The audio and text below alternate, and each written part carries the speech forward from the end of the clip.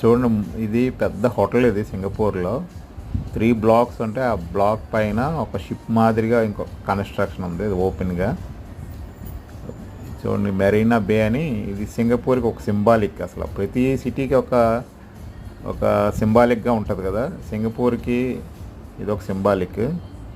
దాని చుట్టూ ఒక లేక్ ఉంటుంది. నైట్ టైం తీసింది, చాలా అద్భుతంగా ఉంటుంది అసలు నిజంగా.